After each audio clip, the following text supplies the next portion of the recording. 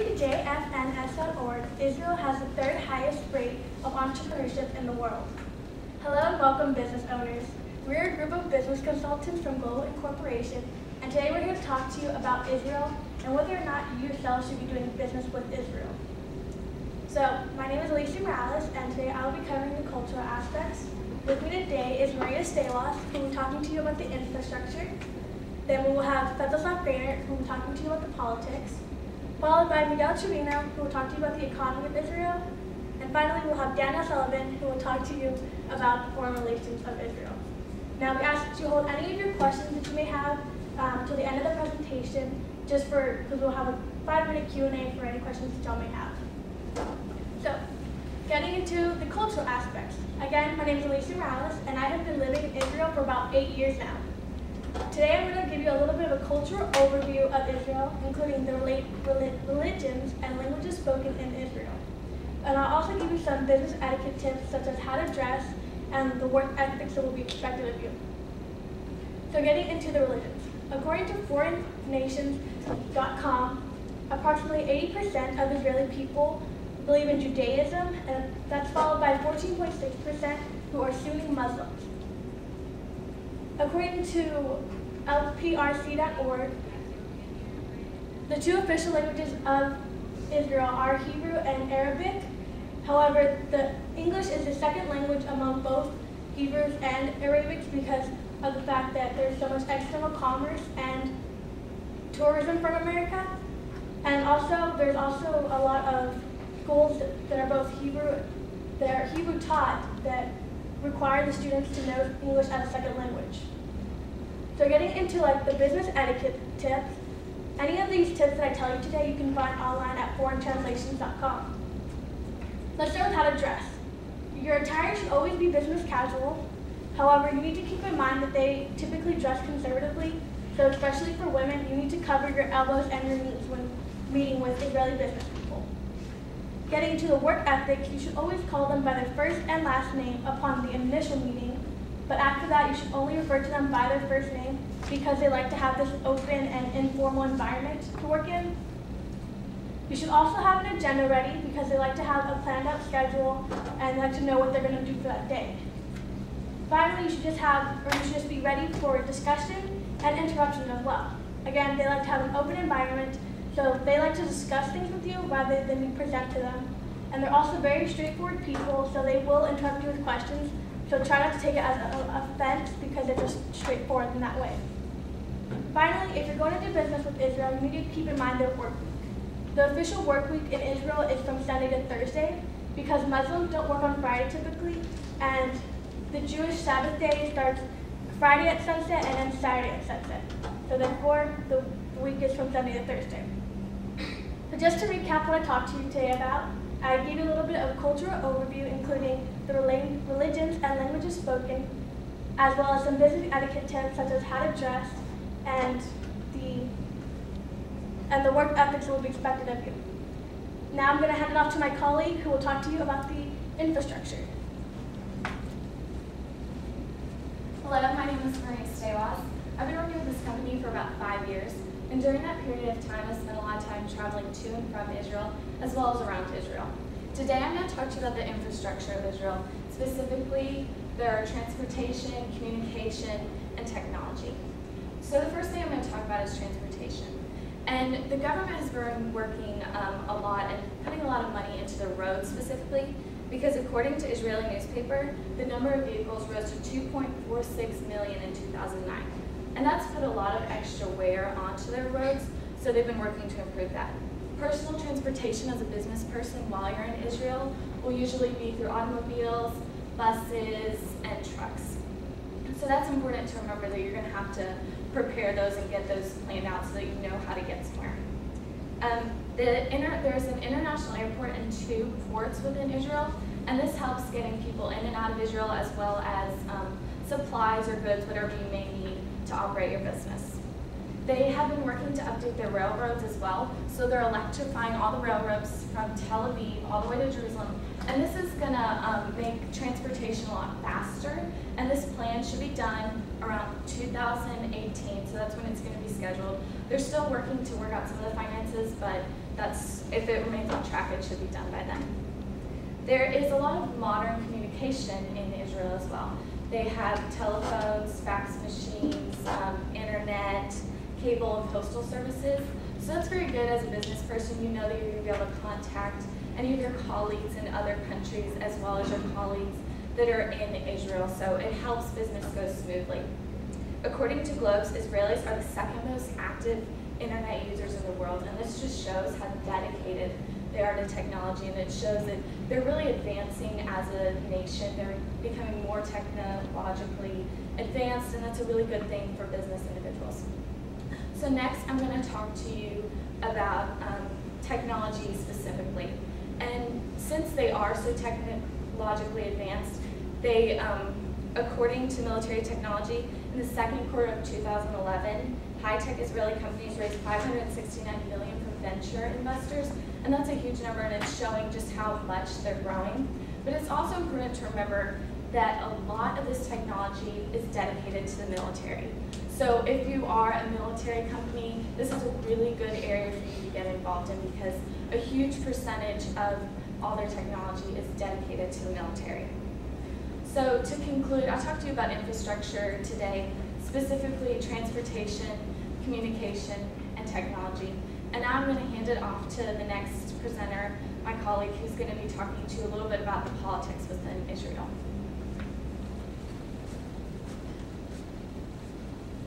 Good morning. My name is Svetoslav Greiner. I'm a news reporter from the New York Times newspaper, and I've been actively participating in the political events of Israel for the past year.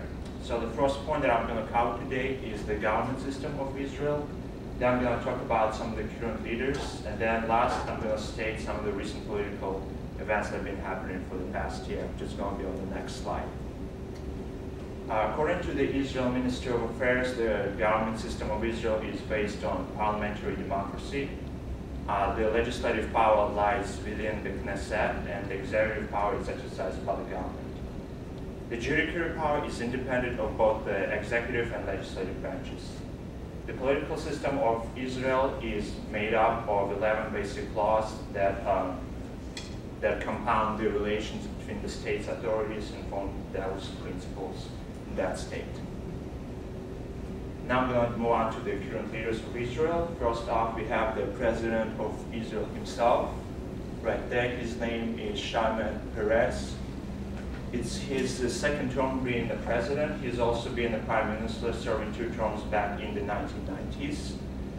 The presidential power in Israel is mostly ceremonial, meaning he does not attend any political events or does not attend any United Nations assemblies unless he is deemed necessary to. The real executive power lies within the prime minister, who is also heading the cabinet of Israel.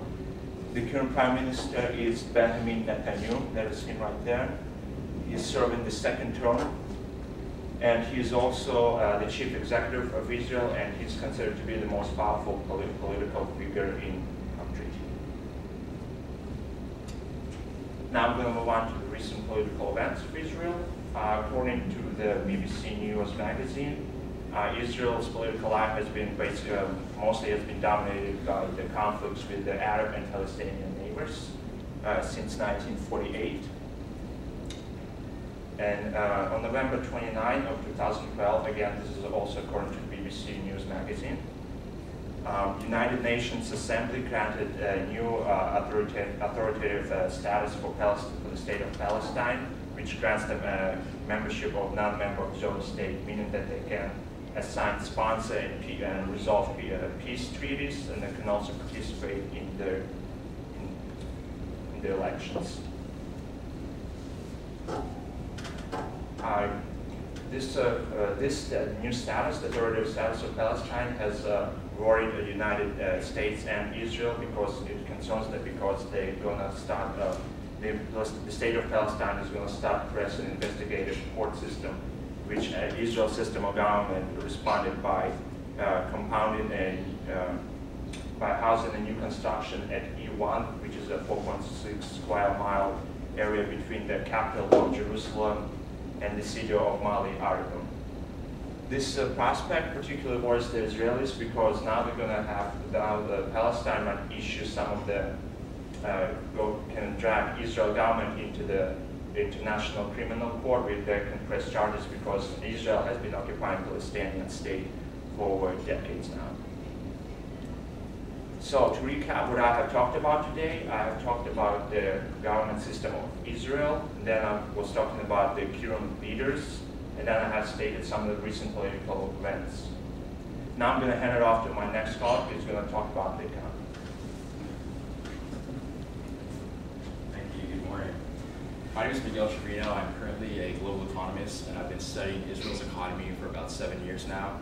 Today, I just want to point out the three major things I think are most important when concerning the economy, which are going to be the strength of the currency, westernization, and how it's affecting the economy, and above all, why and what is Israel spending the majority of their money on.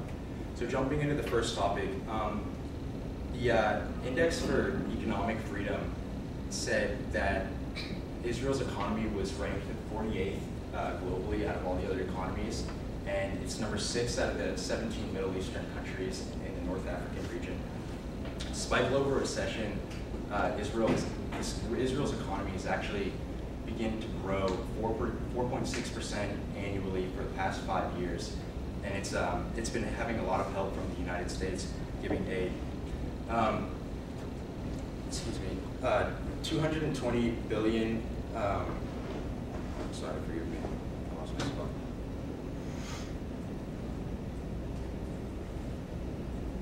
Okay, 220 billion. Their GDP is worth $220 billion, and it's a significant number because Israel is no bigger than the state of New Jersey and has a population of about 8 million people. And despite a global recession, Israel has been using a currency known as NIS, which is the new Israeli shekel, and the exchange rate between shekels and United States.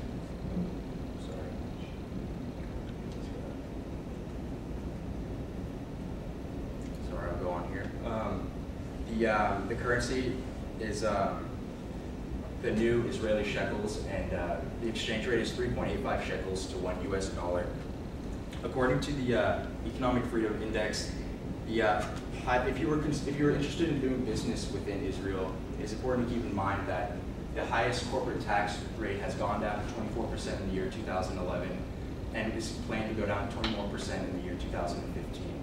So I know these numbers are quite optimistic, but there are many other factors that come into play when determining the fluctuation of the economy. So this brings me to my next point of westernization and how it's affected the economy.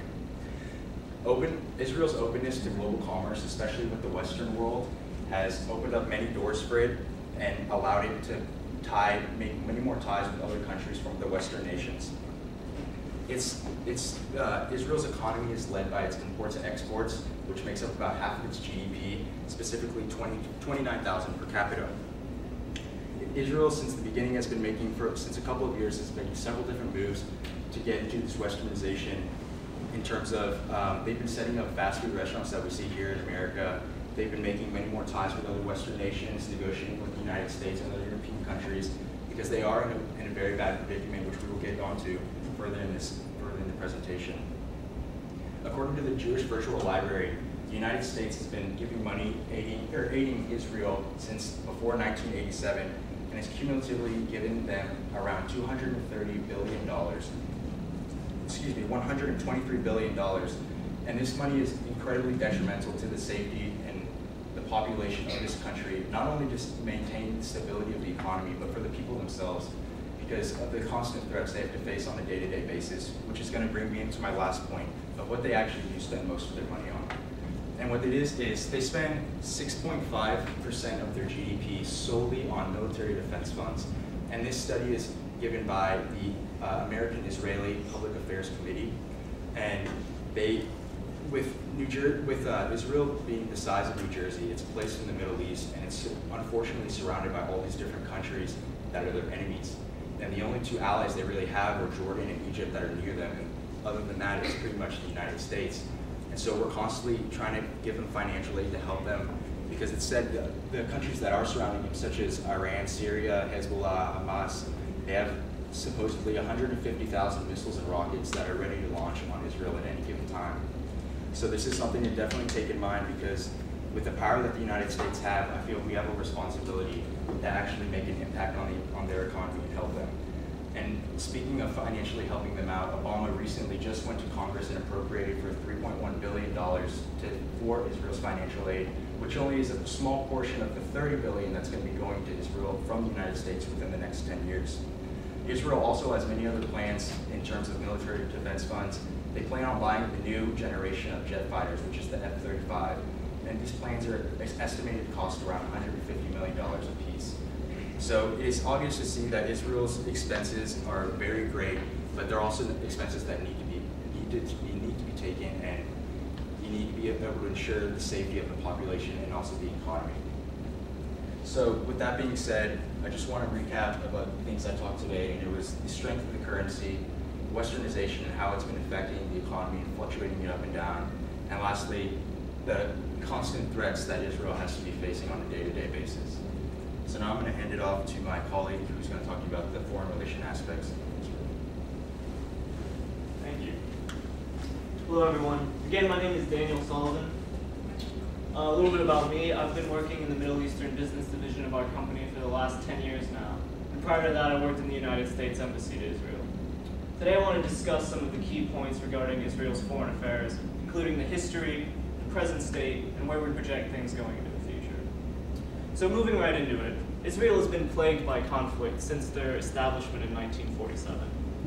According to Israel's own foreign affairs page, they've been in significant military conflicts with Iraq, Egypt, Lebanon, Syria, Jordan, as well as Palestinian forces and terrorist organizations like Hamas and Hezbollah. They've also had allies from the beginning, though, most notably the United States, but also countries like Canada, Germany, and the United Kingdom, among several others. These nations have served as trading partners throughout the years, as well as supporters during Israel's frequent times of crisis. So, moving on to the present, things are still very tense between Israel and the surrounding nations. In an official UN meeting, President of Iran, Mahmoud Ahmadinejad, expressed a desire to destroy Israel. And additionally, according to BBC News, Iran has been funding anti-Israeli terrorist organizations throughout the years. Tensions are also still very high between Israel and Lebanon, with the Lebanese Prime Minister going on the record saying Lebanon would likely be the last Arab nation to make peace with Israel because of their current disputes. Pakistan also represents a growing threat because of their anti-Israeli sentiments and their recent acquisition of nuclear weapons. Still, things aren't all bad. Peace treaties remain between Israel and some of their past aggressors, specifically Egypt and Syria. Also, ceasefires are in effect between Israel and most other aggressive parties, though these are not always honored. The United States also remains a close ally, and other growing allies include India and Burma, which will benefit Israel very well into the future. So that sums up the present state, but what's really important to you is the future. Well, we project the United States remaining a very close ally and trading partner, and also growing allies will likely continue to grow, but still conflict will almost certainly remain the status quo in Israel. So long as the Palestinians feel displaced by Israel, they will likely remain hostile towards the nation as a whole.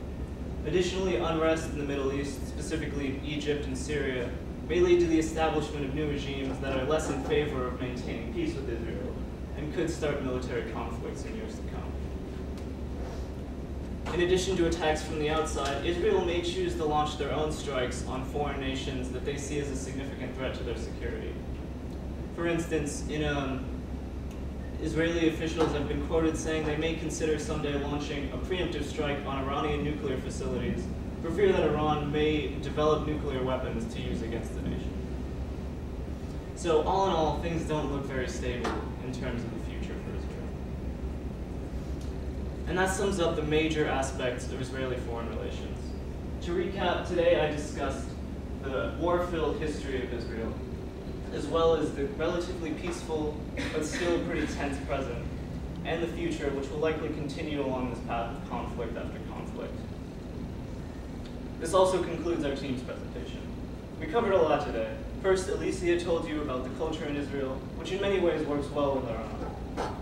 After that, Maria came up to tell you all about Israel's infrastructure, which has improved dramatically over the last decade.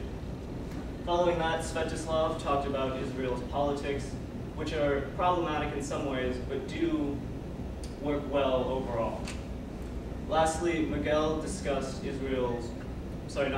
after that, Miguel discussed Israel's economy, which is doing very well even in the midst of a global economic recession.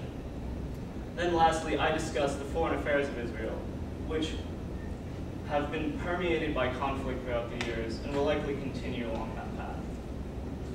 So with all that in mind, we recommend that you consider doing business with Israel because it could be a profitable venture for those positive aspects previously highlighted.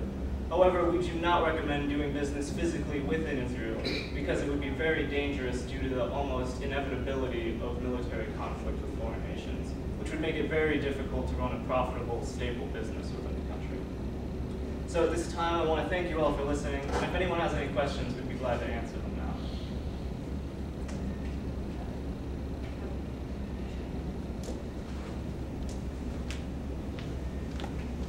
Yes?